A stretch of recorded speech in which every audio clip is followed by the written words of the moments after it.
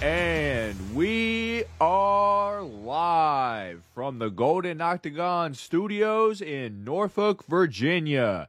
This is the Golden Octagon MMA podcast with your hosts, Matt and D Rose. Hey, what's going on, y'all? So, condition y'all to us being here Wednesdays, but we got D Rose. I got him to come down from his side of the state a whole day early. So this was originally scheduled to be just the normal, but on Tuesday, D Rose at his place, I'm here at my place, but D Rose came down a day early. And we got him in studio for the podcast this week. So yes, sir. Shout out D Rose for stopping by. Yes, sir. Yeah, you want to talk to the people for just a second? Yeah. No, I appreciate you being the friendly host and accommodating us. You know, we were talking about we were only supposed to come down from Wednesday through Saturday, and Matt was so gracious to offer his place for us to stay an extra night. So that way we don't have to travel on one of the days that we're supposed to actually enjoy down here. We can get a little head start to it. So, appreciate you being the great host you are. And, happy to be here. Hell yeah. Fucking glad we're here. Another in-studio podcast. So this is just one that you guys will get this week. We're going to try to get a Change of Cheddar done Friday. Possibly. I don't know. Try to do that. But we will for sure watch the fights together on Saturday. So I'm going to travel over to D Rose's Airbnb. I believe it's on the other side of the water. So we're going to be watching the fights over there at D Rose's Airbnb this weekend. We have a little fight companion. So if you guys want to come by and watch the fights with us, feel free. We would love to have you guys chat with us. But, let's get into the comments real quick. We got Austin in here. Golden Octa back, baby. LFG boys. Shout out, Austin. I hope you're doing well tonight, Austin. We got Riley saying, welcome back, boys, fellas. It feels good. I know, dude. Dude, last week sucked. Yeah, no, it did. That was actually surprising because, it was Masvidal and Diaz. We ended up having that fight. But other than that, having no UFC at all and being so dry on the sports calendar, it was a rough weekend this past weekend. Yeah, we usually have something, but all we have is soccer. Not everyone watches soccer. And baseball? I'm not betting baseball. Forget that. We got Tim saying Diaz versus Edwards at the Sphere. I doubt it. A golden shower Tuesday. Golden Oh, goodness. Dave R. Kelly fish for days. Oh, my goodness. That's the old Dave Chappelle, the drip. I wanted this on you. We got Daniel Aker. Thank God the boys got us to get to this card. Can't wait to watch along. I appreciate you, Daniel. Yeah, not the best card in the world. Let's be real. We got Sugar Sharp saying, hola. D Rose in 3D. Whoa. This is like coming through the screen, baby. This is like Ariel getting Connor in studio. Oh shit. And then we got Edgar H saying, what's up? What's going on, Edgar H? So I guess what we normally do is what we would have done is do our 303 recap, but we did that right after the show, right after the pay-per-view ended this whatever Saturday it was at this point. And then D Rose ate the beans. But there will be no Beangate this week because if D Rose loses Pick Champ this week, I got 3 unopened boxes here and one that I know there's nothing done to. And we get in person D Rose bean eating, but unfortunately he ate his beans the last time we were here. So I'm still Pick Champ right now. I got that out the way too. Yeah, I was not trying to get scammed and you purposely picking out 2 or 3 bad beans. No, we weren't going to have that. So yeah, I went ahead and got that knocked out the way, and we're gonna come through for the belt this week. We're gonna come for redemption this week. Let's get our news pulled up. Man, I don't like how I don't like the role that I've been on here lately when it comes to the Pick Champ. I started the year off hot, but I've been in a little bit of a slump, so it's time to Time to get the swagger back, man. We're gonna start putting it together. That's a week ago, so we're still back past that. Yeah, I actually don't even remember that one. What? I didn't see this fight get announced, dude. Oh wow, we got some good stuff. Man. I think and it sucks for this weekend too, because the fight it ended up losing the fights this weekend on the card. So many fights were lost. I mean, there were some pretty good matchups. I know Drew Dober's having, he's bounced through, opponent after opponent. I think Nazim Sadikov was supposed to fight on the card, and, he fell off too. Macy Barber. So it's been tough for the cards this weekend. Yeah, I'm trying to figure out where we ended at the last time we were here, but I can't figure it out. So we're just gonna start. We'll just start right here. We've got Dave Fish today. Thank you for getting the Chappelle reference. Of course, Dave. Let's go. Golden Octagon. Love this channel, the content. Who even is fighting tonight? No one's fighting tonight. But we got. Saturday night will be Thug Rose and Tracy Cortez. No funny business. D Rose needs to pick Brundage this week to get it back. Shit. Hey, a little bit of a tease here. I'm actually up in the air on that fight. And a Cody Brundage fight. I'm up in the air on it, man. So stay tuned to see if I actually go through with picking them. Yeah, it makes sense. So we'll start right here, D Rose. This is our first news, if you will, news and announcements. We've got Vyacheslav Barshev. Let me do this so you can at least see it a little bit. Let's get our banner off the screen. Vyacheslav Barshev taking on James Yontop. That's to do with the machine gun on his face and the I think like CFC across his neck. Who gets their promotion tattooed across their neck? That's not even the UFC, dude. I understand if you made it to the UFC. But you got like CFFC tattooed across your throat, dude. I don't know. He's not trying to forget his roots, man. He's actually trying to embrace where he came from. I can appreciate a man who doesn't want to forget where he came from, to get him to where he is now. But we got James Yontop taking on Slava Claus, Vyacheslav Barshev. Machine gun face versus package deliverer. Who you got here, dude? I remember that's the guy who you said you had placed a bet. I don't even remember who he was fighting, but I remember you placed a bet against him. And you said, "Oh shit, that's the dude with the machine gun on his face. That's the dude who I'm betting against." I think you ended up hitting. I think he still lost that fight, but an intimidating looking fighter. But we know Slava Claus can deliver those body blows, man. So that should be a good scrap.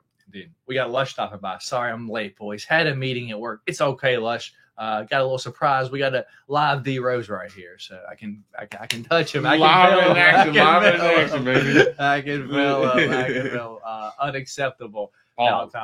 Yeah. Anyway, so they're gonna catch us. Anyway, back to where we're at. Next one, we've got I don't care.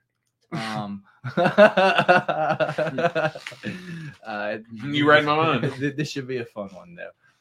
We've got Joel Alvarez taking on Elvis Brenner. This should be a banger because Joel Alvarez is fucking massive and Elvis Brenner is game, dude. So Elvis Brenner. I love that dude. Love watching him fight. He's an absolute dog. Joel Alvarez, he's got good technical striking. He's got pretty good takedown defense, but once he gets down to the ground is where he tends to struggle. But let's see if he can actually make the weight this time around because that is something that he's struggled with for a while now. Yeah.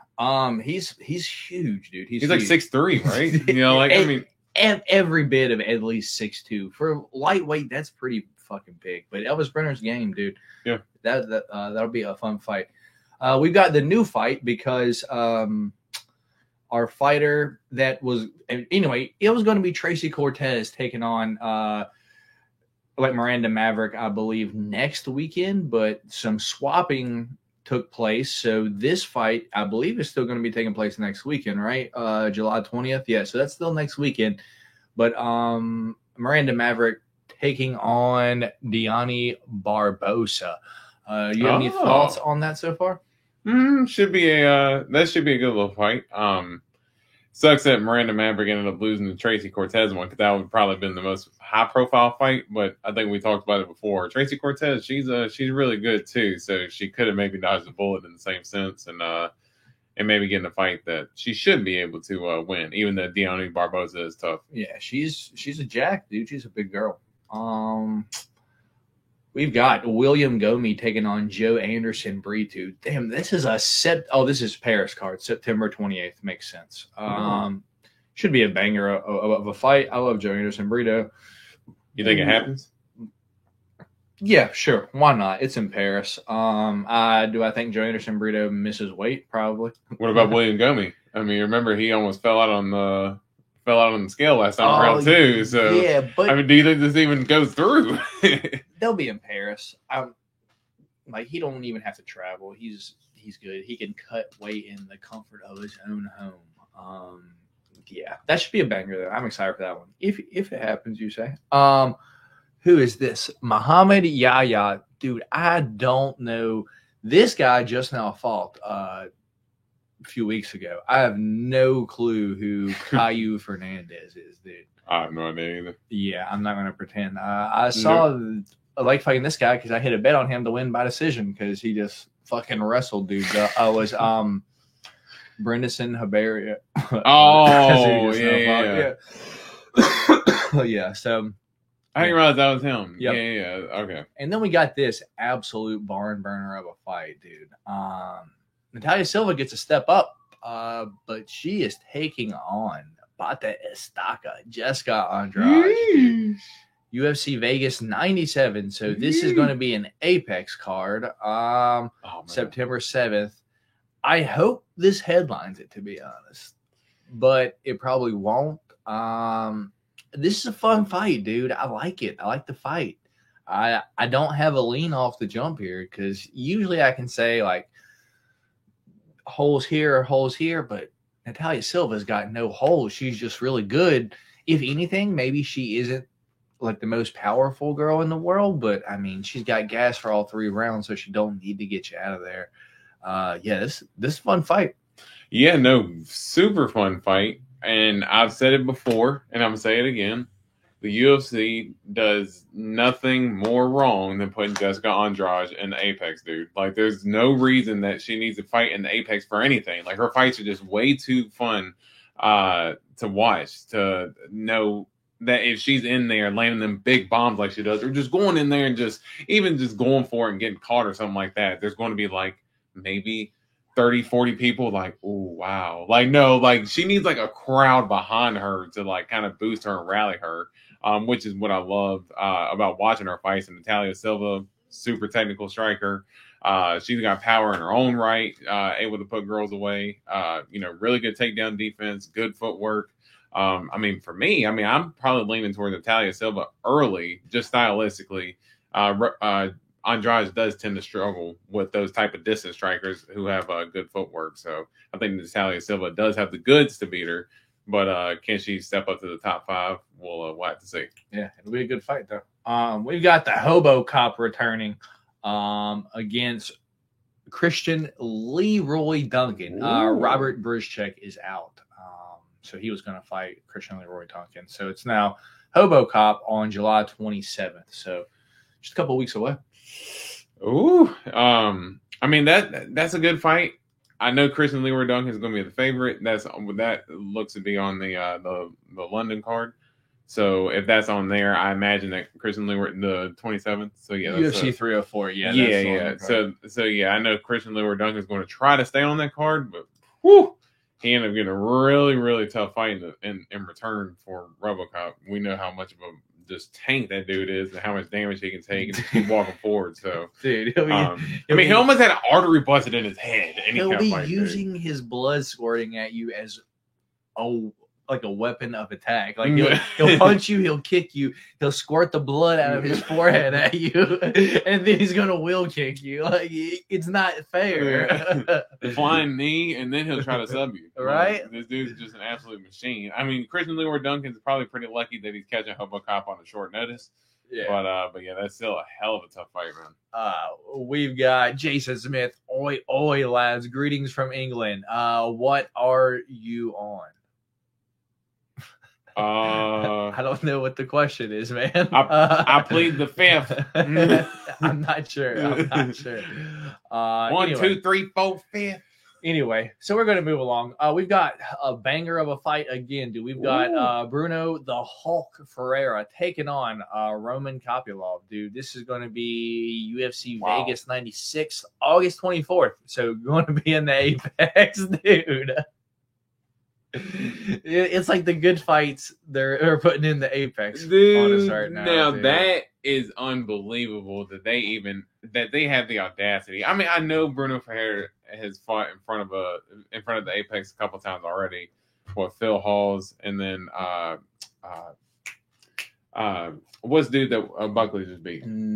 Ruzabuev. Yeah, Ruzabuev. Yeah, I know he fought them in the Apex, but I mean, dude, just from that last finish, the spinning elbows, just the straight up dog mentality that he has, just to keep going forward, dude.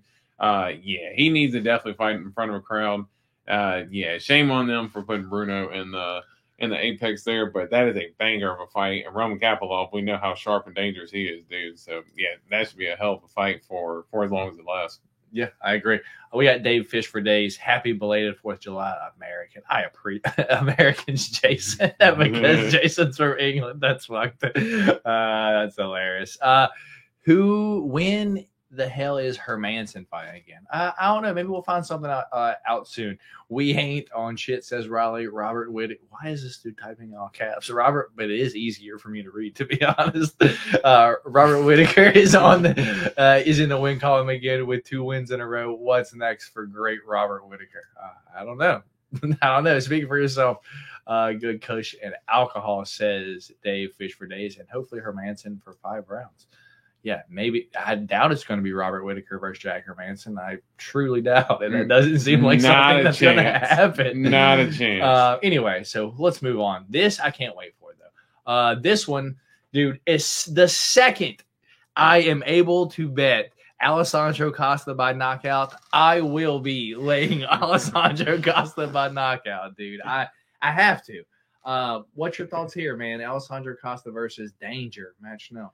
Yeah, the crazy part is that, honestly, I thought after that Steve Erceg knockout, I thought the match now was going to be out of the UFC at this point. So to actually see him get another opportunity is surprising. I mean, he does one good thing, and he ends up on somebody else's highlight reel. That's one thing that he is good for. He's good for pulling a crazy win every once in a while. You know, always go back to the Sumadarji win. Just absolutely crazy how Sumadarji did not finish him, regardless of how many times he hurt Matt Schnell. But yeah, that should be a good bounce back win for Costa. But we know Schnell's got that dog in him, man. I think he just now won too. It was who did he fight? Let's find out. Yeah, I can't remember who. 'Cause I think he got the sub. Yeah, I remember he took a loss recently though, right? But I think it was his last. What am I doing? Yeah, but Matt Schnell, for him to actually still be getting opportunities at this point, I think, you know, the UFC's kind of putting him in that position to where, hey, somebody needs a bounce back win. Yeah. Bring. Matt Schnell, are you available? He just now ground and pound punched Kevin Borjas on versus Erceg, but lost to Erceg right before that. So that's the one I'm thinking about, where he lost to Erceg, but then yeah, but yeah, I'm a fan of Alessandro. No Costa. I'm surprised he didn't have the picture on deck ready. It's up there. See, like, I have to come back here. I have to click this. I have to find it. Hey, I'm not telling you to get. Just to make the Euros happy. Yeah. Let me find it. It's gonna be. That's your flex. It's gonna be this one. There we go. Alessandro Costa on the left there. Kind of a small guy, you know, not the biggest guy in the world. He is absolutely jacked. Yeah, I was about to say, you can see, I mean, his shoulders are very wide for him to be a very short man. So, yeah, that's someone I still wouldn't mess with. Yeah, so we got a fun one here. We got GM3 Gerald Meerschaert taking on the Golden Boy, Edmund Shabazian. This is going to be UFC Vegas 96. It's going to be Apex card, which this is where this fight belongs, is at the Apex, August 24th. You care about this one at all, Theros? Yeah, that's a solid fight. We know GM3 always brings it a good test for anybody, and I think, you know, Edmund Shabazian, you know, he's kind of been known to, if he can't get you out of there in the first round, you know, he tends to kind of fade as the fight goes. and his takedown defense isn't that good, to where GM3's got pretty good takedowns and pretty good submissions. So it's actually a pretty well matched fight, and should be pretty good for as long as it lasts. I agree. This guy keeps catching my attention with his I'll just see the comments. They're just popping up. They're just kind of going back and forth. And I see Jason Smith in all caps, dude. Dricus Du Plessis. My man's raging. Knock Izzy Spark out, or Izzy could counter him. Great scrap. Nah, I got Izzy. Izzy's probably going to knock out fucking Dricus. Izzy's way too clean of a striker. Yeah, I'm taking Izzy as well. Anyway, that fight, okay though. We got Josh Coolbaugh. You're a fan of him. Taking on Ricardo Ramos. That's the spinning back elbow guy, yeah? Yeah. Yeah, it's a dude who either spinning back elbow or just doesn't win at all. Or just falls over. Yeah. Yeah, he just ended up getting dizzy and falling over, and then just ended up getting ground and pounded. Yeah, that's going to be UFC 305 in Perth. Yeah. Western Australia. Yeah, Ricardo Ramos sitting there looking like one of those teacup rides, just constantly spinning, just spinning and throwing them elbows. Oh yeah, I'm a Coolbaugh fan too, though. So yeah, Coolbaugh. Yeah, I mean, this is the dog, man. He's got good boxing, good wrestling. Reminds me of two guys fighting this weekend. You'll have to. Josh Van and C-Rod both fight this weekend. You know what? You mother They do look alike. All of them do look alike. That's crazy. And it's I guess C-Rod's at 45 now, but you could have said in each division too. Damn. We thought Kelvin Gastelum and Nasbrat was hiding undercover. Damn, that's crazy. All three of these dudes could be related, dude. Here's one that I have strong feelings on, dude, because I think both these fighters are complete ass, right? But if there's one thing that Johnny Walker's brother is good at, it's getting people to the ground. And Junior Tafa is fucking dog shit off of his back, dude. Dude, Cody Brundage and him might be tied for who has worse ground game, dude. Off their back, dude, they are both terrible, man. I'm going Johnny Walker's brother here, but this is going to be UFC 305 August 17th. In Australia as well. What's your thoughts on this immediately? Whew, yeah, I am with you, but man, Walker didn't look too good in his last fight. And it was dude, if he couldn't get the takedown, I mean, he ended up losing his last fight, and if he couldn't get the takedown, he's got kind of absolutely bulldozed and kind of quitting the fight a little bit to a certain extent. So, I couldn't feel super confident picking either one. I'd probably lean Tafa just because of the power, and he usually comes there ready to scrap. But you are right. Takedown defense is ass, so that fight is probably a coin flip in my opinion. All right. We got Jason saying, is he doing a twerking dance in his walkout versus Dricus? Okay. All right. Yo, he said, all them do look alike. Yeah. Dude, this is the man. All right. Give me Tafa to find that chin. Maybe. That's one hard thing to pick. They both suck. Yeah, they both are pretty terrible. Let's move on to the next one. Hopefully on the prelims. Fuck, dude, I clicking shit, dude. That's what happens. Here we go. We're right there. Here we go. Another fun one though.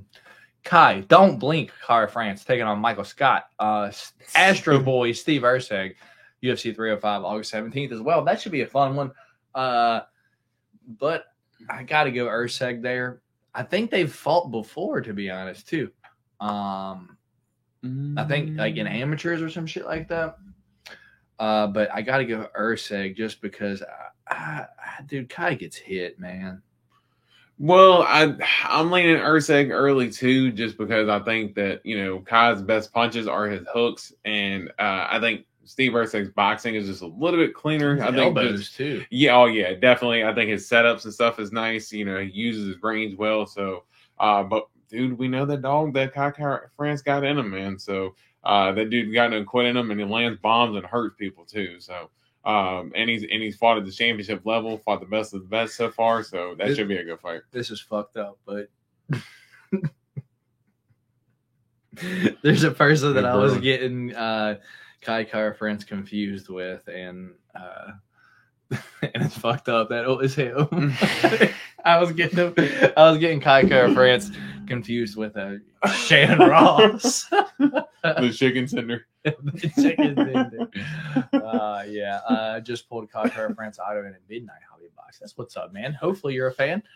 Dave is going Urseg. So we'll move on to the next one. I don't think we're sharing. Let me pop back out here. We've got Far Jack Jenkins taking on Gavin Tucker. That's who Diego Lopez just fucking schooled in Nashville, dude. Yeah. Yeah, that's UFC 305 Perth as well. I got to go Jack Jenkins. We haven't seen Jack Jenkins since Chepe broke his arm on that toss takedown. Yeah. Yeah. And Jack Jenkins is a good fighter too, and that was unfortunate that happened in that fight. I did pick Chepe to win that fight, and he did win me a little bit of money, but I hated to see it that way. So it's good to see him back and kind of getting back at it because he's got a lot of talent. And Gavin Tucker, he's a pretty well-rounded fighter, but I think Jack Jenkins should win that fight. Hopefully. We've got a fun one here, dude. Michel Pereira taking on Anthony Fluffy Hernandez. Whoa. And it is added to Noche UFC at the Sphere, September 14th, dude. If there is one pay-per-view card that I want to go to, man, it's this card. And if the rumors are true, like the Conor versus Chandler might be getting scheduled for that, dude, that's going to put the tickets out of my price range, dude. I'm not going to be able to afford. Like, I will try to afford to go to like $1,000 a ticket for pay-per-view Noche, like UFC in the Sphere. And that's for decent seats. But if it's like $1,500 for the cheapest seat, dude, I can't. I can't. I'm just not like, it'll be way up at the fucking top. You're gonna be fucking smelling the rafters and pay $1,500 for your seat. No, dude, I can't do that. So this is going to be a fun fight, though, dude. Dude, I'm curious to get your opinion because these are two of your guys that you've been behind for a long time. Here's what happens, man. We get this fight looks like Kevin Holland versus Fluffy. Mm-hmm. I think we see Michel Pereira hurt Fluffy to the body and either ground and pound finish him or just maybe lock up a guillotine like we're not locked up on fucking Kevin Lee after he fucking killed him. Just like some shit like that. But I'm going Michel Pereira in this fight. I do love me some Fluffy Hernandez, but tough fight overall. It's going to be a fun one, though. Yeah, because Pereira did hurt Olasheshe to the body, the same way, and ended up, hitting him with the sub, so that could be something that could happen. Man, Fluffy's got that dog in him, man, and even Roman Kapilov in that last fight, dude. Roman Kapilov was lighting him up and hurt him to the body a couple of times, and Fluffy still showed that dog. So, man, I'm definitely gonna have to wait for that fight to come closer to feel comfortable picking because. Man, I'm definitely up in the air on that one. That's a really good fight. Yeah. Not picking against Michelle anytime soon, says 30 Greg. Yeah. Fun fight. I'm excited for that one, though. Let's see. We've got yes. That's your girl. Dude. That's your girl. Here we go. Let me see. We've got the no neck. Dude. This is how. Fuck! Did I click something? No, Meat clubs, dude. Hear this, fucking Josie Ann Nunez, dude. She just walks around like this. Fucking, where are you at? Yeah! That's Josie Ann Nunez. I get so excited when she fights because it's so funny just watching her fight. But Jacqueline Cavalcante, we saw her fight one time. It doesn't really ring a bell what her performance looked like, to be honest. I think she ended up winning, to be honest, or she might lose. I don't know. I'll have to go back and watch, but I do love me some Josie Ann Nunez just by the way she fights with no neck and to those hooks, man. I know you probably don't give a fuck about that fight, but that's going to be this weekend. That'll also be this weekend. This is one that is not this weekend. This is probably going to be on Noche, of course. We've got Yasmin Haregi taking on Ketlin Souza, added to Noche UFC September 14th in the Sphere. Yeah, Yasmin Haregi highlight fight because I think Kayla Soto is really, really small. I think that's her issue. She's really tiny. You care about this one at all or no? Yasmin Haregi, she had a little bit of promise, and she got snoozed by Denise Gomes. I know that kind of halted her momentum a little bit, and I know she bounced back and got a win after that. But I know it's been a little bit dry since Denise Gomez win. So good to see her, basically back and kind of trying to see if she can get a little bit more of that momentum because, dude, as you see, the division's starting to get a little stacked and starting to leave her behind. I agree because, dude, I don't know if she's been exposed or if it's just like it was just a one-time thing. She got caught quick. But I think what made me bet like the Denise Gomes knockout was in her first fight against the other, like fucking Yasmin, she was getting cracked. And although she was not getting knocked out, I seen her wobble just a few times. And I'm like, dude, if Denise Gomes get her like that, she's going to get knocked out. And so it's just like, I mean, she is still rather young too. So, I mean, it isn't Johnny Walker. Like she isn't going to get fucking snooze, but I think she just maybe needs to work on her defense. I guess just a little bit of I don't want to say inactivity, but it just feels like we haven't seen her in a while. So I guess we haven't seen her put together enough performances to get that Denise Gomez win or the Denise Gomez losses off people's mind. So I think that's the big thing for her too, just to kind of get back in there, get a couple wins, and try to get that momentum back. Yeah.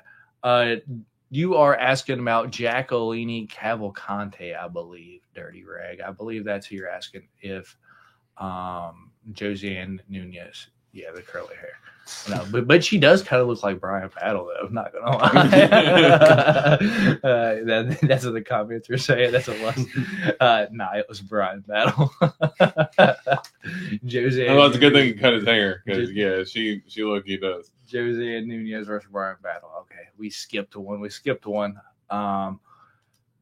Here we go. We've got Andre Lima taking on Felipe Daytona dos Santos. Andre Lima was the guy that got bit. That's what he will forever be known by. That's exactly what I was about to say. And this is going to be in the Apex UFC Vegas 97, September 7th, dude. Good fight. I mean, this could kick off the fight this weekend. Yeah.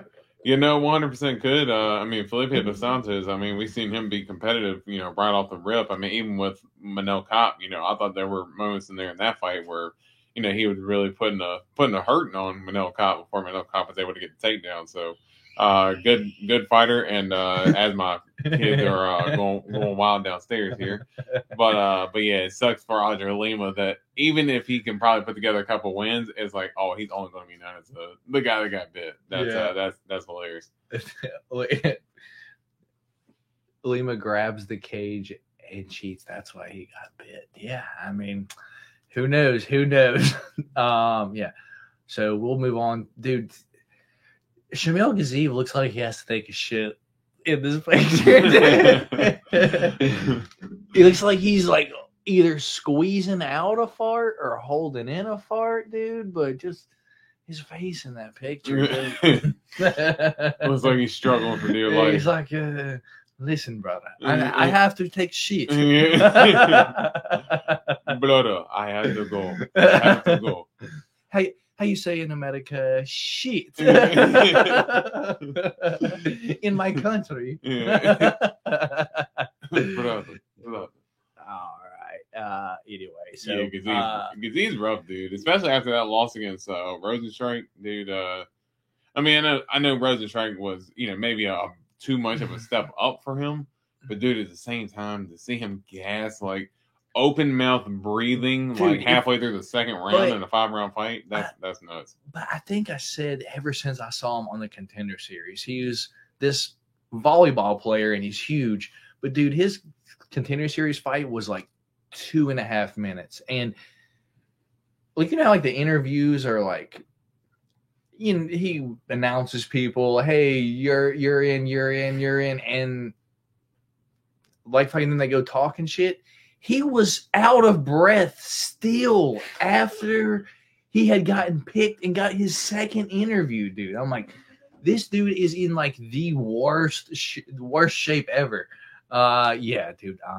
Because he was pretty ass, but I don't know if I can ever pick Don't Maze. So. Yeah, that's why I said, dude, that's a tough fight to pick. It's in Abu Dhabi too. Yeah, Gazee for sure gonna win that in Abu Dhabi.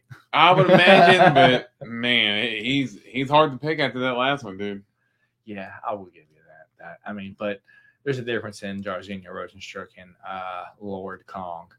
Anyway, dude, this is a fun ass fight right here. UFC 305. So this is going to be in Perth.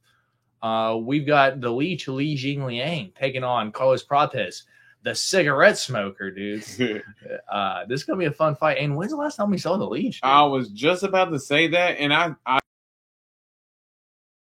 I swear I had like a moment to myself because I was thinking about like I don't know why I was thinking about the Leech. I think I may have mentioned where D-Rod ended up fighting Leech on that Nate Diaz card. I think that's how I ended up bringing him up. And I said, you know what, man, I hadn't seen the Leech in a while. Like, where has he been? So good to see him back. And dude, for Carlos Prates, I mean, I know he's a dude who normally goes in there and gets a finish and goes and finishes a cigarette afterwards. But dude, Leech is a dude that is not there to be finished. I mean, he is very. I mean, well, let's say knocked out wise, you can take him down and submit him. But as far as going in there and just knocking him out, that dude's got an iron chin. So yeah, it's going to be pretty tough to finish him if he's going to go in there and strike. And we know Leech has got the power too. So that's a really well matched fight. Yeah, indeed. It'll be a fun one. That's going to be this weekend. We'll talk about it. Right.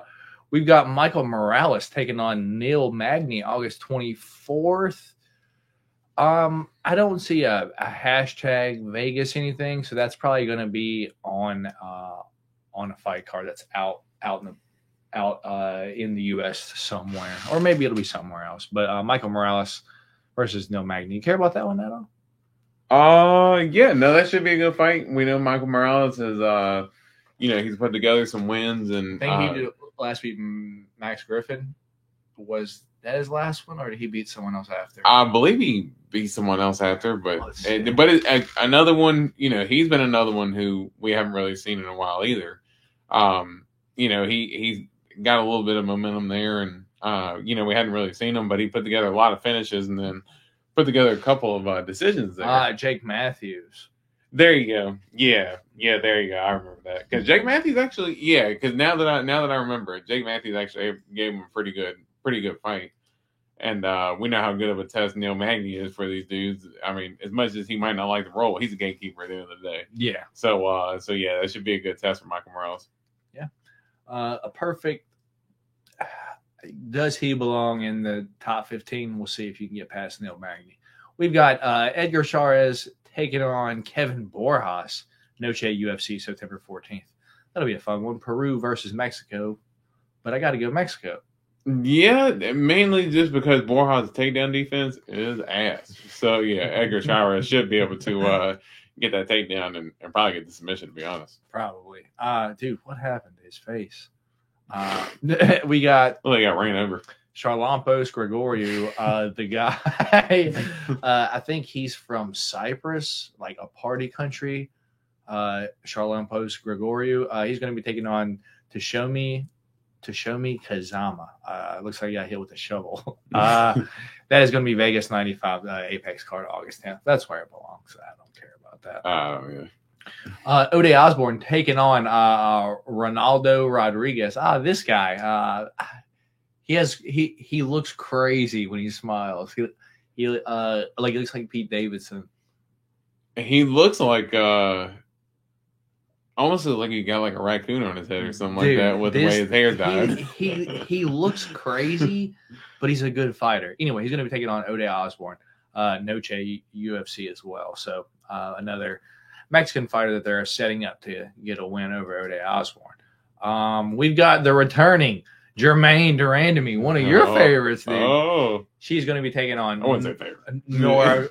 It was a joke. Nora Cornell, UFC Paris. So this is for sure going to be a kickboxing fight because Nora Cornell, French kickboxer, but is she Jermaine Durandamy though? Doubt it.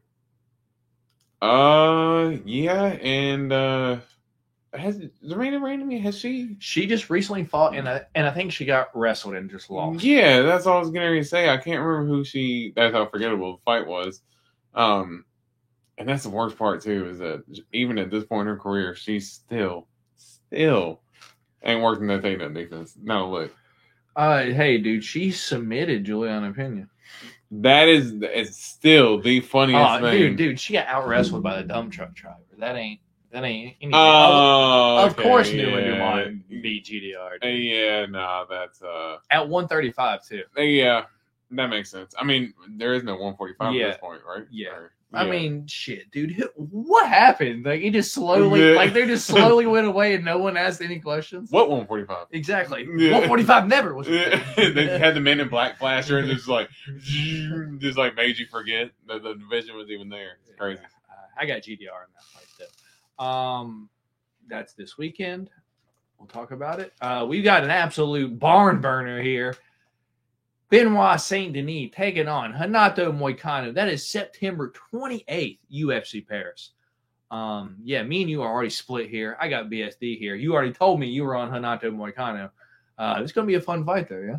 Yeah, no, it really is. I mean, both their styles should make it just for fireworks, and we'll see where BSD is at coming off that Poirier loss. Is that something of the norm, him just walking in the damage the way he did, or is he going to be able to basically kind of correct that defense and still be able to use that just marauder mentality that he has, just overwhelming guys? And Renato Moicano, that Jalen Turner win, man, that was a good win for him to get rocked like he did, come back and still get the finish. So he got killed. Yeah, hit the ground and came back alive. Yeah. But hey, that dog in him, man, you gotta give him credit for it. He stayed in the fight, and like I said, came back and won. So that should be a banger. I agree. This is Aileen Perez taking on Daria Zelenzakova. I think that's how you say it. UFC Paris. What are either one of these chicks have to do with UFC Paris? One's Russian and one's from Argentina. Yeah, I was gonna. This fight is not. I don't care about it, even if it does. But maybe that's why they're just trying to just find somewhere to just stuff it. Hey, Aileen Perez, what country do you want to shake your ass in? I would love to shake my ass in Paris. Hey, there you go. That's the city of love. I mean, hey, you know what I mean? Get that OnlyFans page popping. Let's go. Yeah. Anyway, that is our last UFC news and announcement. I'm a fan of Moicano, but I'm scared for him. I feel you, Riley. I mean, I watch Renato's YouTube channel every single week. It's fun. He is so entertaining, but not the best fight IQ, to be honest. BSD is a beast indeed. So let's get the fights pulled up for this weekend. And D-Rose slacking a little bit. You want to tell that you don't know who's fighting this weekend? Yeah, no. Where I've been traveling and stuff, and I hadn't had time to settle in like trying to click it like I would have liked. Look at that! I click it and it goes over to the next one, dude. What do you mean? We're not here to preview UFC Fight Night. We're here to preview Cage Warriors, right? That's what it seems like, dude. Yeah, no, I'm definitely here for Cage Warriors, dude. Yeah, there we go. All right. Cool beans. We got Dave saying, yeah, I like him money when he wrestled over. I'm going BSD, says Dave. All right. Fun fight. That's a tough fight, man. I am like I said, in terms of betting, once that line drops, if Renato's every bit of plus 200, I would not be surprised if I end up placing a little straight wager on it. A plus 200 D-Rose needs to bet Renato Moicano. All right.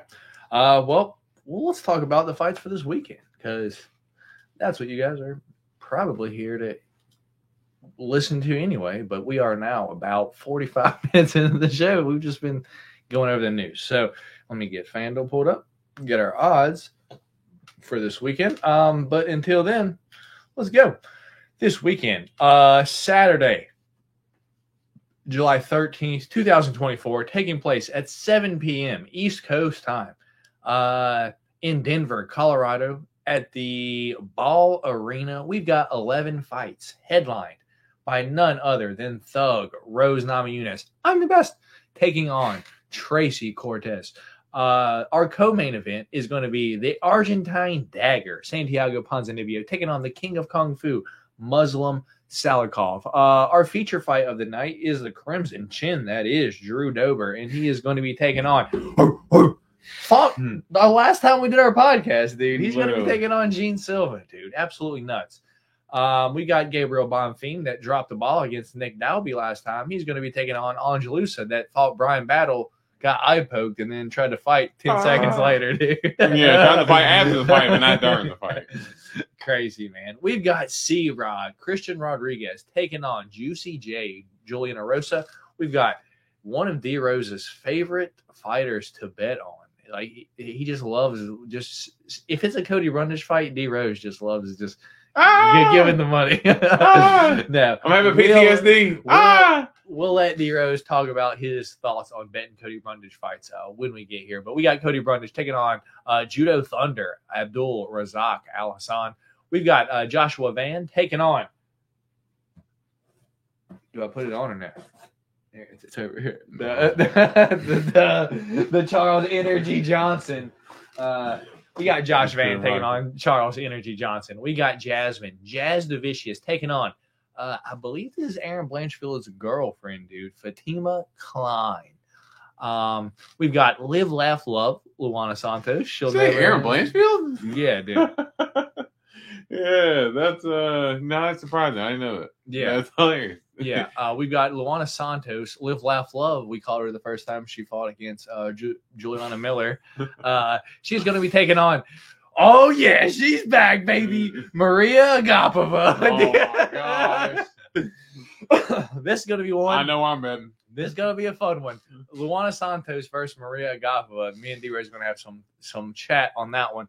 Anyway, we got Montel Quick Jackson taking on Damon, the Monster, Blackshear. And opening up the card, first fight of the night, one of these fights, dude, where if it was in the middle of the card, it would be the PBF. But this one, it's like, if I don't turn my TV on until 7:15, I'll be okay. Because we've got Josh Frim taking on Andre Petrovsky as the first fight of the night, dude. And Josh Frim ass. And Andre Petrovsky knocked himself out on Jacob Malkoon's hip in his last fight. So, yeah, I guess that's what we're going to start at, dude, is the leopard print hair of Andre Petrovsky taking on the giant man that is Josh Frim, but very fragile. Yeah, this is going to be an interesting one because I don't like to bet on either one of these fighters. That should let you know that you should not bet on this fight. Tough. If you do not like to bet on either fighter, you probably need to stay away. I don't know if I can control myself though. I'm trying to help you. Anyway, here we go. We got Josh Frim, 11-5 out of his last 5 fights. He has won 2 and lost 3. Andre Petrovsky 10-3 out of his last fights, dude. He has won 3 and he was 10-1, dude, before his last 2 fights, where he just took one super short nose against fucking Michel Pereira. And smoke. Yes. And then knocked himself out on Jacob Malkoon's hip. So and that was a competitive fight, too, before that. It went under a round and a half because in all my bets I had Jacob Malkoon and over a round and a half. so that's how I know it didn't go halfway through the fight. It was like early second round he headbutted Jacob Malkoon's hip. Anyway, Josh Frim is 30 years old, 6'4", and a 76-inch reach. Also trains in Denver as well. And these fights are in Denver, and that's the Mile High City. So cardio going to come into effect this weekend. Andre Petrovsky is 33 years old, 6 foot, and a 73-inch reach. Currently, odds for this fight are -111 for Josh Frim and -115 for Andre Petrovsky. So even the odds makers don't know who's winning this fucking fight. I'm going back and forth in my head right now, and it's tough. Dude, I think I have a bet on Andre Petrovsky. But I think the more I've thought about it this week, I think I might pick Josh Frim to knock out Andre Petrosky. Wow. Yeah, that's interesting. I'm surprised you went that way.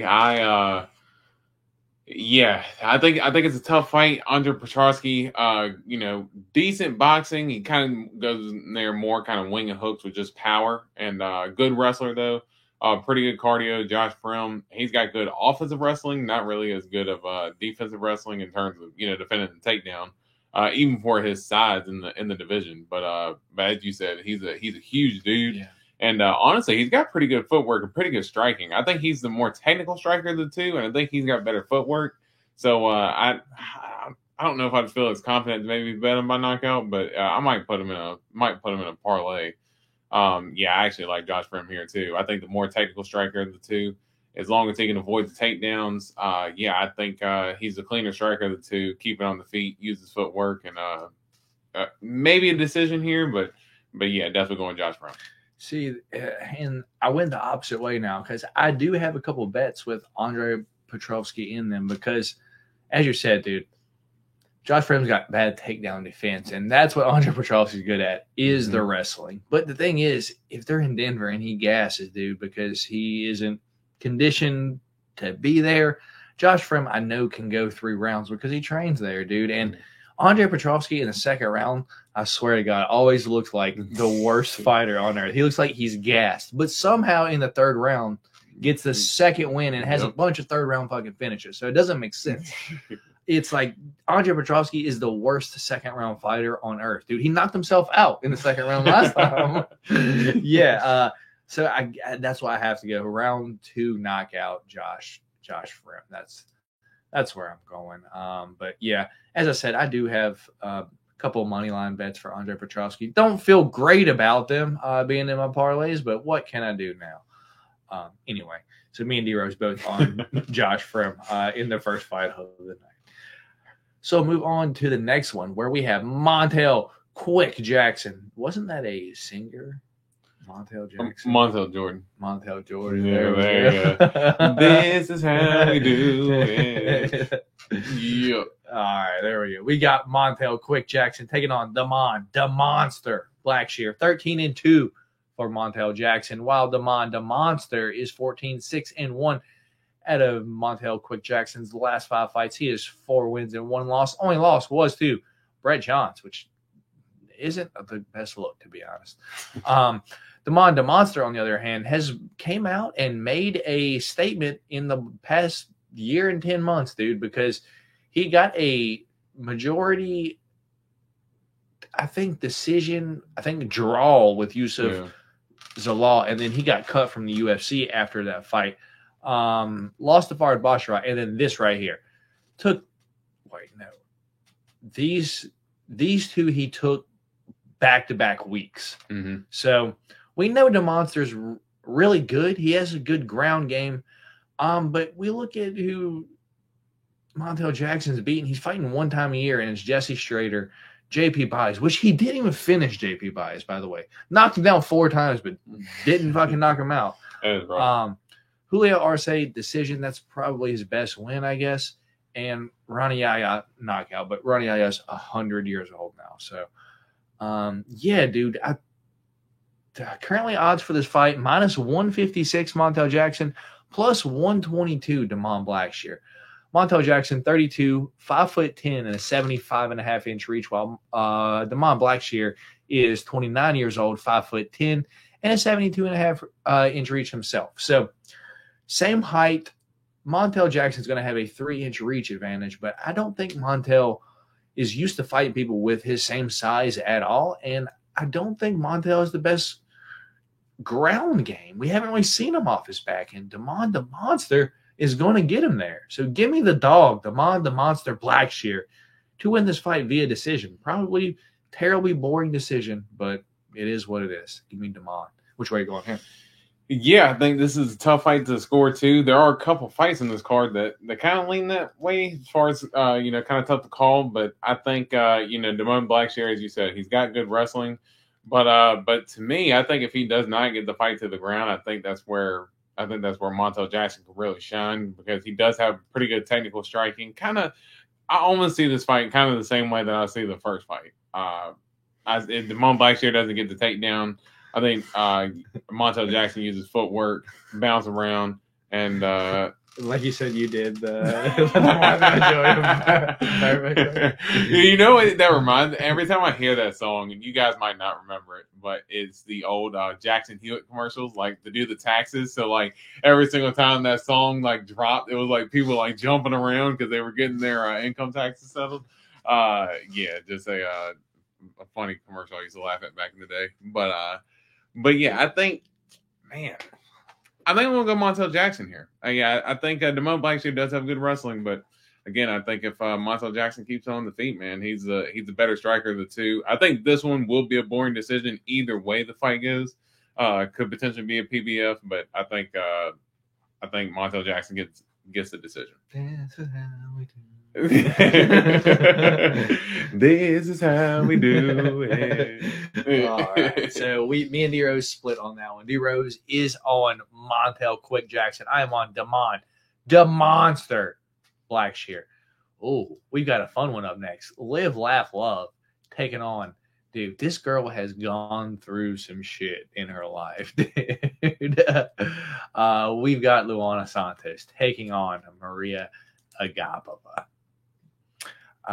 Yeah, man. So let's get into it. We've got Luana Santos, Live, Laugh, Love. We called her the first time she fought Juliana Miller, and she's going to be taking on the Demon Slayer, Maria Agapova, dude. Luana Santos 7-1-0. Her only loss is a LFA split decision loss. As our Maria Agapova 10-4. Her last two fights are losses. Jillian Robertson rear naked choke a year and 9 months ago. Marina Moroz arm triangle 2 years ago. Still pissed about that. Yeah. Sabina, dude, she submitted Sabina Mazo. And then Sabina Mazo's ass. She's hey, dude, she's like right there behind you getting choked out by Miranda Fear the Maverick. Oh yeah, exactly. There's a common trend to her fights and how she tends to lose. So. Yeah, and then dude, this is the one that I think a lot of people jumped ship on her when she got ground and pound knocked out by Shannon Dobson. Yeah, because Shannon Dobson, she was a huge favorite. She was minus 1,000. Yes, and ended up getting smoked. Yeah. And then, I should have remembered that from them when I ended up betting her against Marina Moroz. And then the Hannah Cyphers submission, dude. But on the other hand, this is here we go, dude.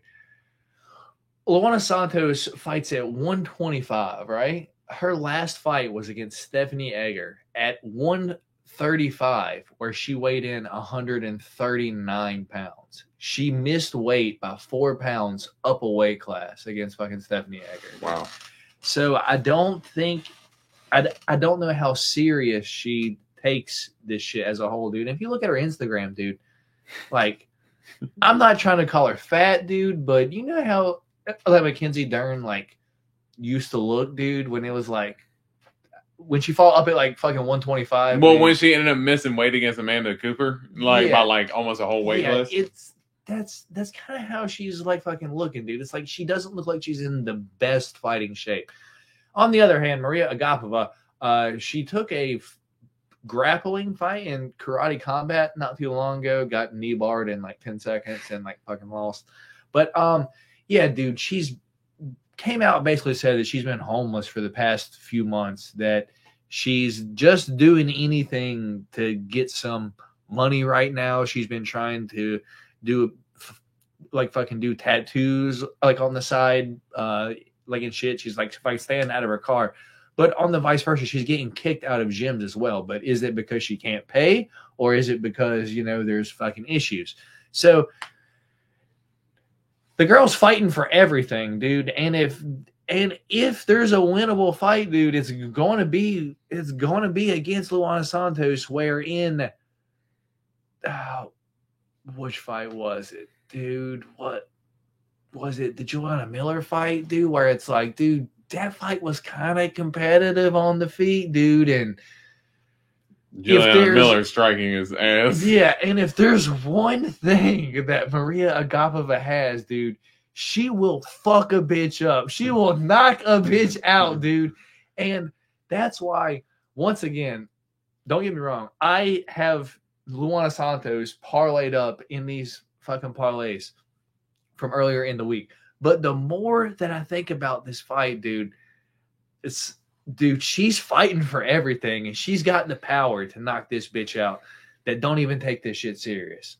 So give me Maria Agapova to knock out Luana Santos in the first round, dude. Because if this touches the ground, dude, the floor is lava, dude. It's over if it hits the ground. We know Maria Agapova has no ground game. But I think Luana Santos is terrible on the, like, borderline Juliana Miller on the feet, dude. Just nothing there. So if Maria Agapova is able to, dude, the way that she just fucking swings, it's like she I don't even know how to explain it. It's like she whips her fucking shoulder. Like, it's not even punches. It's just like, good fucking luck if this hits you, dude. If she hits her, like Francis. If she hits her with one of them shits, dude, she's going to knock her out. So give me, I have a bet going the opposite way, but give me Maria Agapova to knock out Luana. Live, laugh, love Santos here. Which way are you going, man? I'm glad you feel as spirited and passionate about this fight. You're probably the most passionate person about this fight that I might have seen ever, especially for a Maria Agapova fight. But to me, I don't even know enough about Luana Santos. I just know Maria Agapova has shown me enough in her past to where if she's not able to get you out of there early, you mean to tell me you have bad takedown defense and bad cardio? So you mean I just got to survive the first 5 minutes and I'm good? And as you said, not able to maintain stable training because she keeps either getting kicked out of gyms or bad relationships. Yeah, Luana Santos should be the easy lineup for me as far as the pick goes. I will counter your pick with this fight right here that she did lose.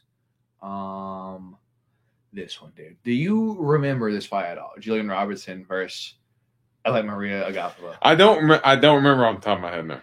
Dude. Okay, so Jillian gets the rear naked choke in the second round, dude. But if you go back and just look at the pictures of Jillian Robertson after that fight, dude, she got the shit beat out of her in the first round, dude. Round one, she can stuff some takedowns. Against Jillian Robertson.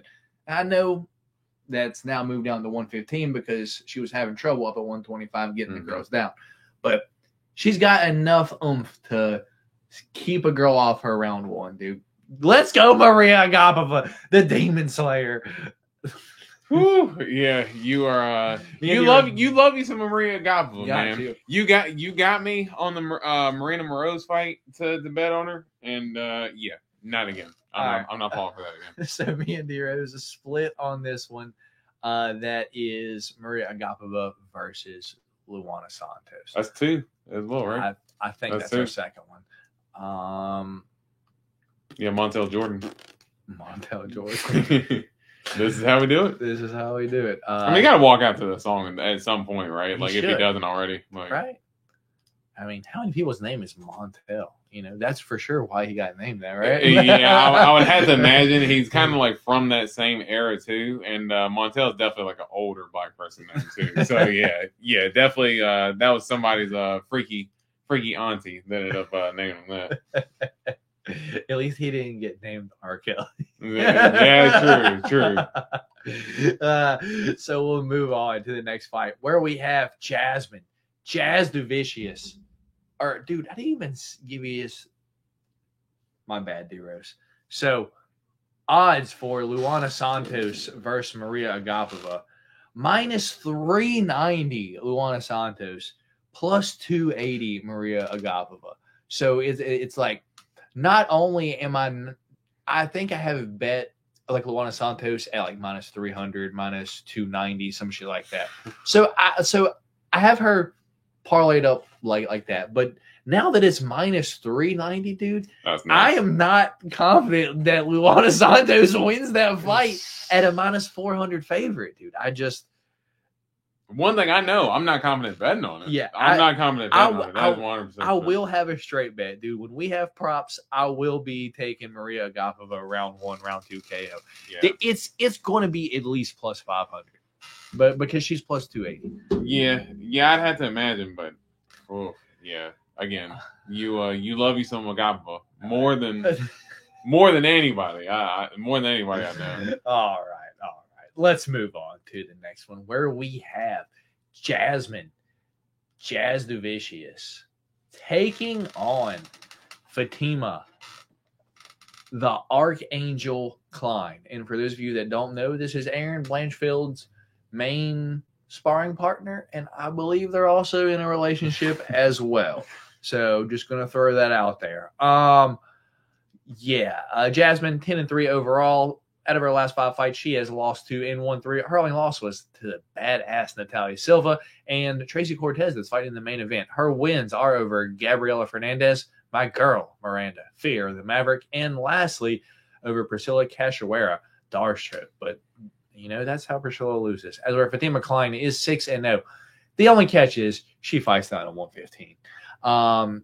And Jazz Duvicius is big as fuck for 125, dude. Yep. So I looked at one of these girls' fights, dude. She's not finishing girls at where she has back control the entire fight. So it's like, if you can't finish girls at regional scene, I don't even know if you're UFC level, to be honest. As for Jasmine, dude, she's big. She's a brute. And if she gets a hold of you and she can take you down, you're in trouble, dude. And this girl's game is being on the ground. It's cool she got signed in the UFC, but I think she's going to come into the UFC, take a lump, take a L, and maybe drop down to 115 and see how she does down there. But Jasmine, 35 years old, 5'7", 68-inch reach. Fatima Klein is going to be 24 years old, 5'6", and a 67-inch reach. So measurables don't say there's too much difference there. But here's what threw me off, dude. Well, the odds have changed a little bit now, dude. But I have Jasmine bet as a plus 110 dog, dude. Yeah. So a lot of people are on like Fatima Klein. They're picking her to win. She's currently the favorite. Currently odds for this fight minus 106. Jasmine Duvicius, Jazz Duvicius, and Fatima Klein minus 120. So Fatima Klein is the favorite, dude. Yeah, I just got to go Jazz winning this fight via decision just because she's the UFC bet. I've seen her game, and what I've seen from Fatima, just not impressed. She's not the biggest girl. Jazz by decision. Which way are you going here? Yeah, I think honestly the betting line here got me a little worried because to have Fatima Klein as because this is her debut, correct? And for her to be no, she was scheduled to be on the Contender Series in like this upcoming season. Right, so that's what I'm saying. So like not even on the Contender Series yet. Right, so Yeah. this is like her UFC debut, right? Mhm. So for her to be at minus 120 against Jazz Duvicius, A weight class up. on short notice because Yes, she was Jasmine going to fight Vivi. and I had Yeah. a bet on Vivi. I had a bet on Jazz Duvicius because that's why when I went back, I looked and I was like, because I put her in a parlay, and I was like, hold on. So yeah, she was supposed to fight Vivi, and now she's fighting Fatima, who fights down a weight class. It's like, Yeah. so what am I? That's what it was. Right. Yeah. So I did the same thing because that's how I went back and I looked and I was like, wait a minute, what looks different about my bet? So I was like, oh yeah, I forgot she was supposed to fight Vivi, and yeah, she's fighting Fatima Silva, coming up a weight class on short notice. I know she's getting ready for the Contender Series, which is coming up in August. So Yeah. it coming up next month. So I'm imagining she's in some type of shape, but. Jazz. I mean, she's been fighting in the UFC for a while. Fought a bunch of good fighters, and honestly, in that Miranda Maverick fight, I will say I thought Miranda Maverick could maybe use her wrestling and boxing. Jasmine's dude, her striking was really good in that fight against Miranda Maverick. I mean, she used a lot of head kicks and stuff in that fight, stuff I didn't know she was capable of. So yeah, I know her to be a well-rounded fighter, man. Got to pick Jazz Duvicius here. All right, me and D-Rose both on Jasmine. Jazz Duvicius, David Fish for Day saying another PBF. Yeah, I mean, you're probably not going to miss anything if you don't watch that fight, to be honest. Yeah, not too much. Yeah, not too much. So let's go ahead and move on to the next one where it is a fun one and a guy that me and D-Rose like to talk about. And both guys, I'm personally a fan of their fights. I've been picking Charles Energy Johnson pretty much every time he fights. I can't help myself. But he's going to be taking on the fearless Josh Van. And it was, I'm glad Josh Van gets a fight, D-Rose, because he keeps getting fucked with not being able to fight. Dude. Seriously. So once the last fight fell out, Charles Johnson started calling out Josh Van on Instagram via posts like this right here. I'll show you. It's just like, what are we doing? A little corny stuff. Just trying to be the king of cringe, get a call out. And honestly, like you said, for Josh Van, I mean, opponents missing weight. So what, he was supposed to fight Tatsuro Taira initially. Then they switch him to fight Tagir Ulanbekov. Mm-hmm. Then Tagir Ulanbekov ends up missing weight. Then he was supposed to take a fight against somebody else, and I believe, and they ended up missing weight or something. It was something to that effect that, it was like Josh Van just keeps getting the runaround. Like it's like fucking shit like this. Oh my god, Charles Johnson, dude. Like let me show you guys. Like it's like 8th grade edits, dude. Like fucking Charles Johnson was calling fucking Josh Van out like this on Instagram with like him at a train station holding up the van sign with Denver in the background. So it just it worked. He got the fight, but yeah, man, I like Josh Van. My issue with this fight specifically is the fighters fight the same way. The exact same way. As far as pressure wise, I would say Charles Johnson used a lot more kicks and such, as where Josh Van's pretty heavy boxer, dude. Mm-hmm. I would say more of Muay Thai style, as where Charles Johnson's more of a kickboxer, if you will, more of like kicks to the body and such. So let's get into it. Josh Van, 10-1 overall. In the UFC, though, he has won 3 fights, split decision win over Zagulis Zumagulov, kicked him out of the UFC. Feel bad for old fucking Zagulis getting kicked That's out, your man. guy, man. That's your guy. Yeah. Oh, as she signed it. Kevin Barajas, decision win, and Felipe Bunez, I believe it was round 2 or 3 ground and pound knockout. I know it wasn't the first one, because the issue with this fight is neither one of these guys does shit in the first round. This is kind of, they're both trying to get the range and distance of their opponent. But I guess the difference in the two a little bit is Josh Van moves forward, as where Charles Johnson moves backwards. Currently, odds for this fight are... I got you right here. Josh Van is -215, and Charles Johnson to come back +164 underdog for Charles Energy Johnson. Okay. So, Josh Van, 22 years old, 5'5", 65-inch reach, while Energy Johnson is 33 years old, 5'9", and a 70-inch reach. Yeah, dude, I got to go. Josh Van probably going to win this fight via decision, and I got to go see what is happening. Someone's trying to sign in on my security device, so I'm going to see like what's happening. If you want to talk to them real quick. A little bit interesting. As Matt is going under a cyber attack, someone trying to see if they can get his information here. Yeah, people keep trying to get into other people's sign-ins. I work at a car dealership, and I don't know if you guys have seen it. CDK is a thing that has been going under a cyber ransom, something like that, to the effect of it's a software program that runs a bunch of different dealerships, and they've been held up for a $50 million ransom. So hopefully Matt is not going under the same circumstances here, because I know my man's doing well for himself, but 50 mil might be pushing it a little bit.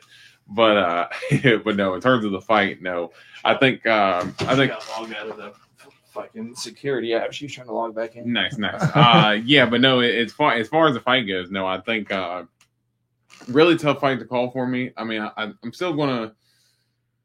I like both fighters. Of course, I'm a fan of Josh Van. Dude's really good. He's got that dog in him, man. I do like that. Like you said, the walk forward style that he's got. Like you said, heavy boxing. Loves using those elbows as well. I know he used those a lot in his last fight as well when he was getting the finish there. Charles Energy Johnson, good footwork, good wrestling as well. So. And I think he should have a little bit of the size advantage against Josh Van here, so that could be something that he could potentially use. But sometimes inactivity is the thing that ends up killing Charles Johnson in his fights, and that's something. Both of them, though, like fucking in the first round, who's going to win the first round? Yeah, but I will say for Josh Van, after that first round, he's normally all foot on the gas there. Once the fight resumes, so.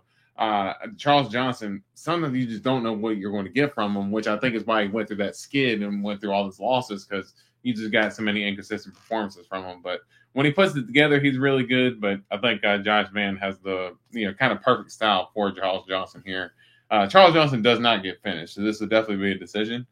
But yeah, I'm going with Josh Van here. All right, me and D-Rose both on the fearless Josh Van here. So we'll move on to D-Rose's. The highlight of his night is going to be, he cannot wait to put all of his money on this fight, right? Right here. We've got Abdul Razak Al-Hassan taking on none other than Cody Brundage. So Cody Brundage, 10-6 overall. Out of his last 5 fights, he has lost 3 and won 2. Lost to Rodolfo here. Lost to Cedric Dumas. Knocked out Jacob Malkoun, dude, with a terrible flatline Jacob Malkoun. Lost to Jacob. I mean, he got disqualified, hit in the back of the head by Jacob Malkoun. Knocked out Zach Reese by the slam, dude. That happened 2 times that night, back to back. It happened, and then lost to Bo Nickel in the second round, dude. But this is an eye opener for the Bo Nickel fight, dude, because you told everyone, hey, Cody Brundage is going to end up ruining your bet no matter what, dude. So everyone that bet Bo Nickel under 1.5, Bo Nickel round 1. Bo Nickel didn't get Cody Brundage out of there until the end of round 2, dude. Mm-hmm. So a lot of people were hurt. Yeah. And I've been trying to tell he continues to make you lose your bets, and I don't know why. Cody Brundage, 30 years old, 6 foot, and a 72-inch reach, while Abdul Razak Al-Hassan, 38 years old, 5'10", and a 73-inch reach. So Cody's going to be a bigger guy. Odds for this fight, -156, Abdul Razak Al-Hassan, and +122, Cody Brundage. I'm going to let you. I know you're ready to talk about it. My guy, Cody Brundage, that guy's burned me on more freaking bets than anybody has. Again, I would advise for anybody, if you were smart, if you were wise with your money, and you do not want to watch it just burn in front of your eyes, do not bet a Cody Brundage fight. If you bet on him to win, he will lose. If you bet on him to lose, he will win. If you bet on the fight to go to a finish, it will go to a decision, and then vice versa. Or the under's not going to hit, or just something. Something will go wrong to where it will not. Your bet will not cash. It does not matter what you will bet on. So I'm just advising you now, for your own sanity, do not bet on this fight whatsoever. Because Cody Brundage has busted so many of my bets. It is unbelievable. So I will never bet on a fight with him again. But in saying that, Abdul Razak Al-Hassan, the dude's got hammers. We know he can put a lot of people out. But man, his kryptonite is wrestling. A wrestler, dude. But the problem is, it's almost like Cody Brundage doesn't want to wrestle the guys that he's supposed to wrestle, like Cedric Dumas. And well, he does. He wants to pull guillotine and end up on bottom. He doesn't wrestle. He just keeps trying to pull guard and pull jump the guillotine like he's freaking Dustin Poirier, and then ends up losing the fight. And then he ends up trying to get a takedown against someone like Adolfo Vieira, who's going to end up submitting him and getting him out of there. So it's like he doesn't know when to use his wrestling, but he is a good wrestler at the end of the day. And if he uses that IQ just a smidge of a bit, he should be able to take Abdul Razak Al-Hassan down and should be able to finish the fight, or at worst, wrestle him the whole way to a decision. But dude, yeah, Cody Brundage should actually, in my opinion, win the fight. But again, I'm just picking him in this. I'm not putting him in the pick champ. I'm not betting on it. I don't care. I'm not touching this fight financially or pick champ wise. But it just, gun to my head, who do I think wins the fight? I got to pick Cody Brundage here, man. He just has. How crazy would it be if this was our third different pick and we had no more different ones for the rest of the life? Oh man, I will force a different pick. I will force a different pick just to make sure it does not come down to this fight. No, I do as I said, man. I probably have Abdul in a few bets already. Yeah, look, I have Abdul, but these three fights right here, I think. So I make my bets with my reads at the beginning of the week, and usually, dude, those are the ones that end up fucking cashing because I'll listen to other people, I'll watch fights, I'll overthink shit, I'll have my fucking bias because this happened, and so beginning of the week, Abdul Razak Al Hassan, he's going to knock out Cody Brundage. That's what's going to happen, dude. But it's been a few days now, and I'm like, dude, neither one of these dudes win fights past the first round. So if it gets out of the first round, who do I think has the better gas tank? Once again, we're in Denver too, so Abdul fucking gasses every goddamn fight. But also, I don't want to say Cody the gasses, but he doesn't look great either. But I think he has enough gas to go 3 rounds. So that being said, I think Cody Brundage wins this fight via decision, dude. And we don't have odds on it yet, but what's Cody Brundage via decision fucking going to be, man? Because dude, they only win fights in the first round. Yeah. So it's going to have to be plus 300-400, dude. I might take a stab at Cody Brundage via decision. Dude. I like to see that round 3 or decision too, yeah. Just in case if Brundage ends up, But again, am I betting this fight? No. I'm just saying I'm curious to see what the line is. Am I betting this?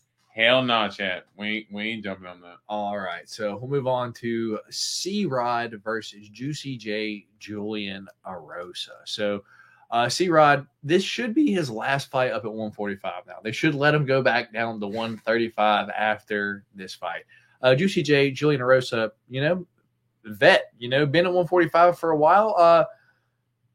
Looks good, except for when he gets knocked out by people he shouldn't get knocked out by, like Alex Caceres. And he should have gotten knocked out by Fernando Padilla. Yeah. He beat the shit out of him with 6 punches. Yeah, and all of them were just precise money punches too. Yeah. Every one of them just landed perfect. Yeah. So C-Rod's last 5 fights, JSP Pierce lost in his UFC debut 2 years ago, and then dropped down to 135, beat Joshua Weems, beat Raul Rosas Jr., beat Cameron Simon. Missed weight in these 2, so they made him go back up. Fought Isaac Bulgarian. Round 1 was tough, dude. I picked Isaac in that fight. Round 2 was close. Round 3 was clear C-Rod. But C-Rod gets the split decision win. So C-Rod, another one of these guys that we're fans of. 26 years old, 5'7", 71-inch reach. Julian Erosa, on the other hand, 34 years old, 6'1" and a 74.5-inch reach. Yeah, man, this is going to be a test for C-Rod because there's going to be a big size difference here. So could Juicy J keep him at range, keep kicks, jabs all 3 rounds? Yeah, I guess so, but I can't pick against C-Rod, to be honest. Give me C-Rod to win this fight via decision. Which way are you going here? Yeah, this one's a tough one to call. Just because, as you said, the size. But I do like Christian Rodriguez's. I like his boxing. I like his forward pressure. Juicy J can get clipped in a lot of his fights. I don't think Christian Rodriguez necessarily has the power to put him out, but I think just in terms of the volume that he can put on Juicy J, Juicy J is not more of a kind of volume kind of combo striker, and I think that's where Christian Rodriguez can just add it up and end up riding it to a decision.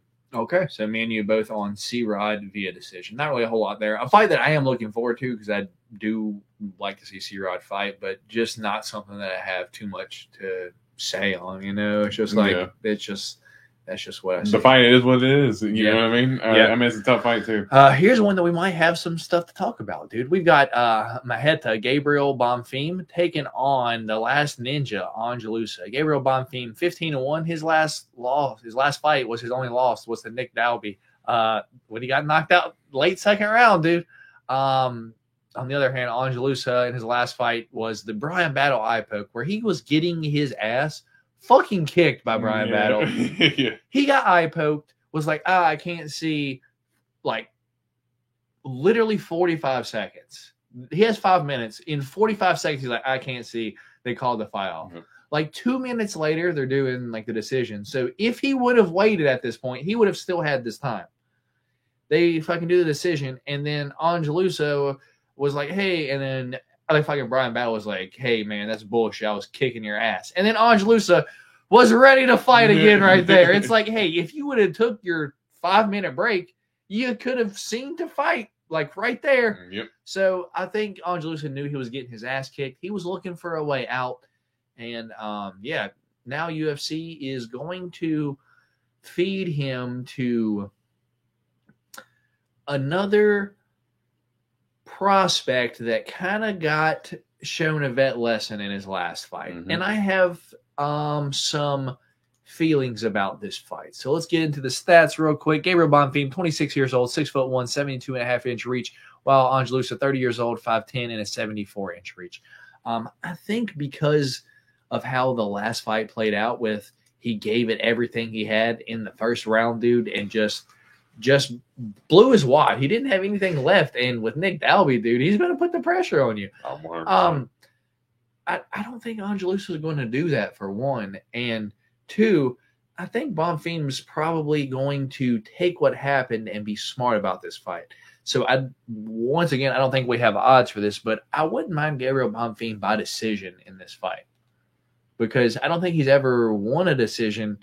But I think maybe after gassing in his last fight, he might be like, hey, this is an issue I need to fix. Can I go all 3 rounds? Mm-hmm. And let's see. So give me Gabriel Bonfim to win the fight via decision. That's where I'm going. Man, the worst part is I think, for Gabriel Bonfim, he's got, obviously good jiu-jitsu, great submission ability, decent takedowns. It does seem like a lot of the jiu-jitsu guys have a little bit of trouble getting to the ground, but once they get it there, where they really shine. But man, his striking isn't the cleanest. I guess I was just expecting much more in a striking department from Nicholas Dalby when he fought him. I know that Nicholas Dalby's got the gas tank and is going to. He'll outdog you anytime. Yes, there's that heavy mouth breathing, looking like he is about to pass out, but in fact, he's actually reaching in for his 5th lung that he's breathing from. So I'm not saying that it's necessarily a bad loss for Gabriel Bonfim, but it was a little bit of an eye opener. And Angelusa has really good takedown defense too. So, but I just think at the end of the day, the size advantage is really what's going to be the biggest factor there. And I think even if you don't get a lot of takedowns, I think you can see a lot of clinching, a lot of fighting against the fence. Angelusa is going to be stuffing a lot of takedowns alongside of the fence. I think this could be potentially a PBF. I think it ends up being a little bit of a boring fight as well, but I do think Gabriel Bonfim gets it done by decision. All right, me and D-Rose both on Bonfim by decision. So, dude, look at the ads. So crazy. So many ads. Anyway, so let's move on to, I think, the featured fight of the night, possibly.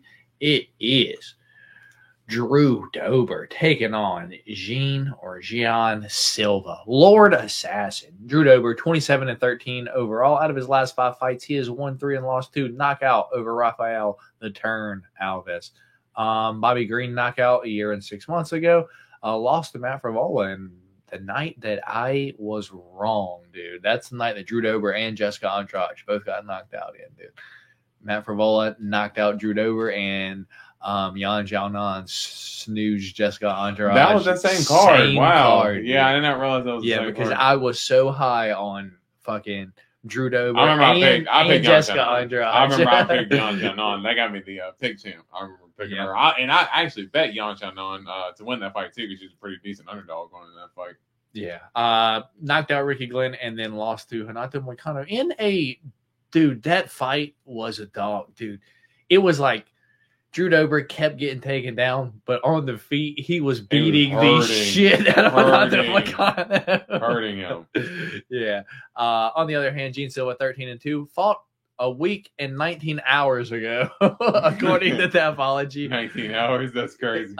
Against Charles Air Jourdain. And yeah, man, I picked him. I didn't expect that to happen. I expected Gene Silva to win via decision, and he knocked out Air Jourdain, dude. Currently, odds for this fight close, -113 apiece. Drew Dober, 35 years old, 5'9", 70-inch reach, while Gene Silva, 27 years old, 5'7", and a 69-inch reach.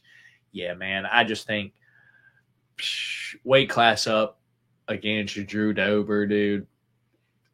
Yeah, I can't, dude. Give me Drew Dober to probably win via knockout, dude.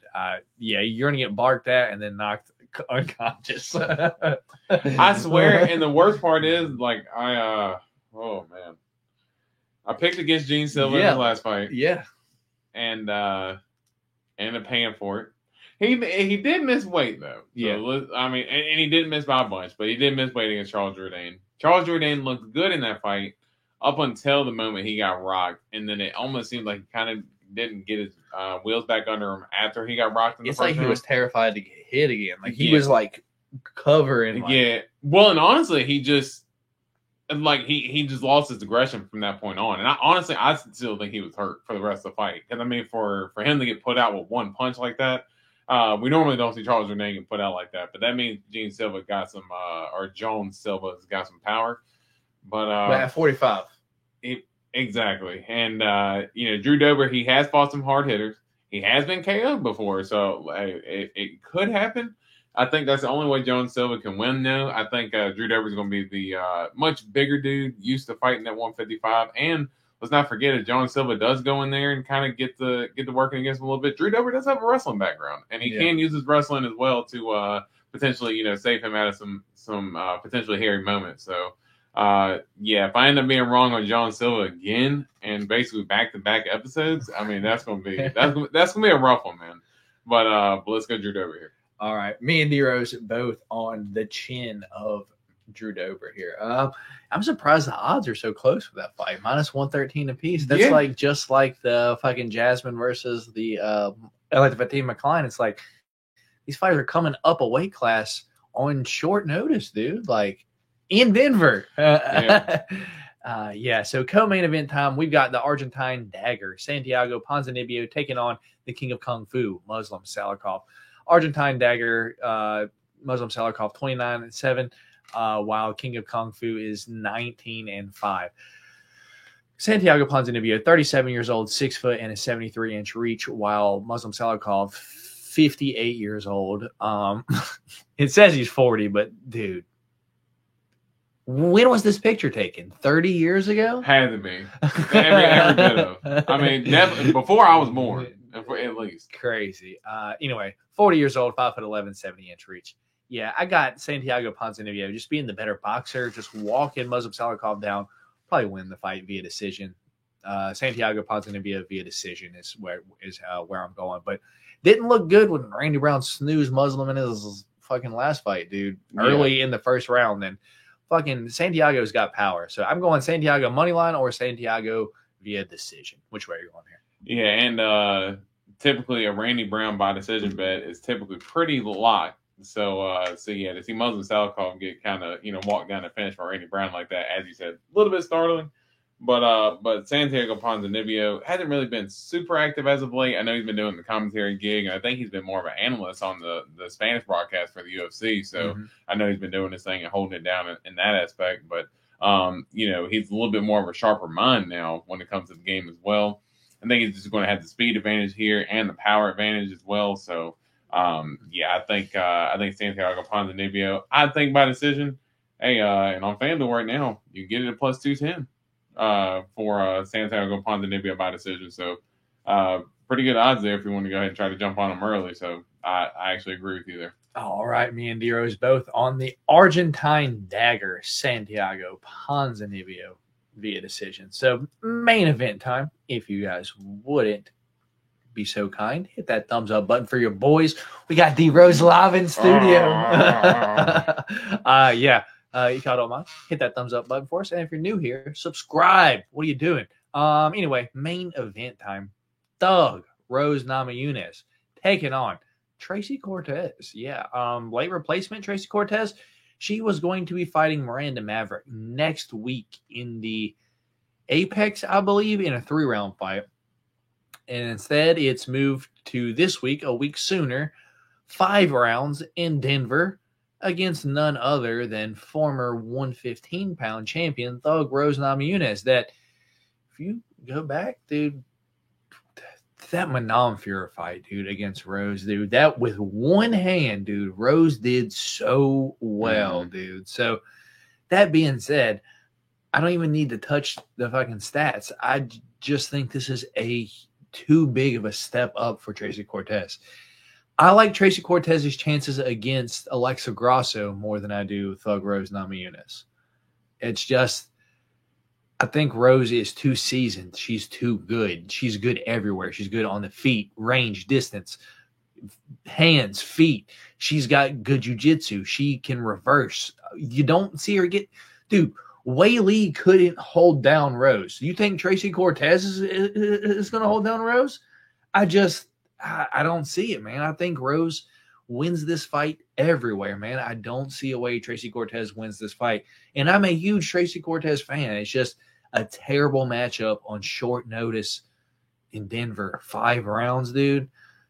I don't know. Odds for this fight, minus 235 Rose, plus 180 Tracy. I don't mind the Rose 4-5 decision prop here. I don't even know what it is, but I tell you I don't mind it because it's probably what's going to happen. Rose 4-5 decision, minus 120. Probably what's going to happen. Yeah. Rose 32, 5'5", and 65-inch reach, while Tracy Cortez, 30 years old, 5'5", and a 60. They're the same size girls, too. So it's not even like fucking Tracy's the bigger girl here. Yeah. So, yeah, I got Rose handily winning this fight via decision, just being better than Tracy everywhere. I'm a Tracy Cortez fan. Maybe she can surprise me. I'm going Rose decision. Which way are you going?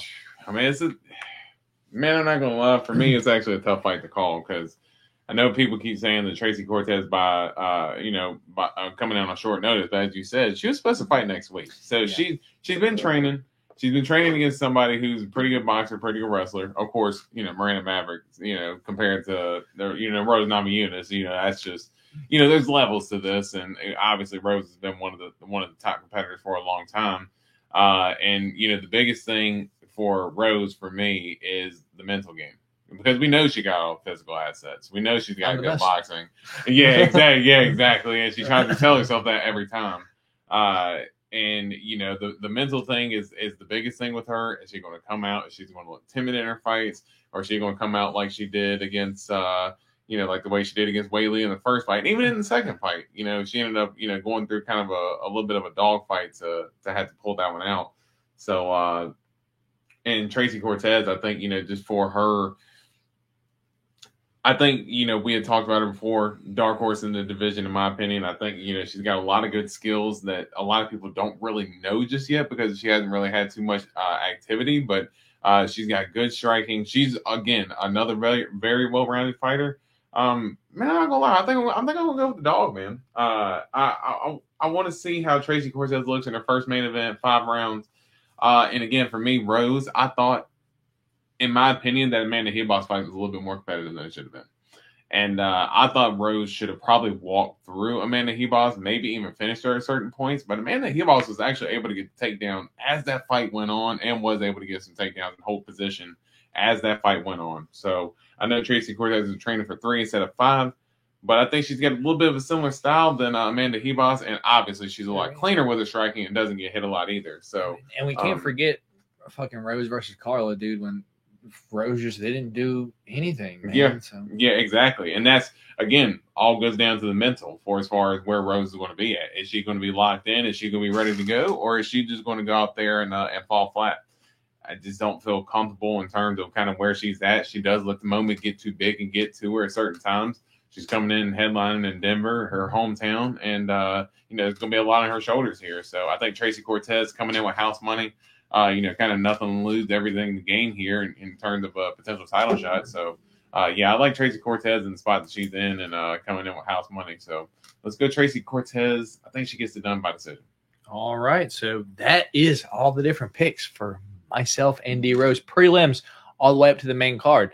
So, Lush, I'm not sure if you're here, brother. I saw you pop in earlier. You usually keep track for us, but it's okay, brother, if you're not here. Our last different fight is Rose versus Tracy when I am on Rose and D Rose is on Tracy. Do we have 3 or do we have 4? Yes. We got Lush here. Thank goodness we got Lush. We didn't even have to. Lush, you're the fucking man, dude.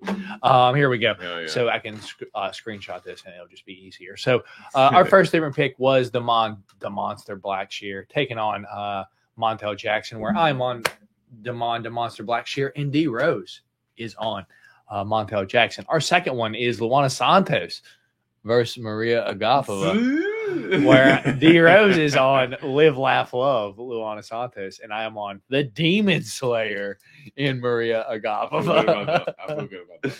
And our third different fight is Thug Rose Namajunas, where I'm on Thug Rose and D Rose, my guy, is on Tracy Cortez. Dude, gonna be a fun fight. I'm a Tracy Cortez fan.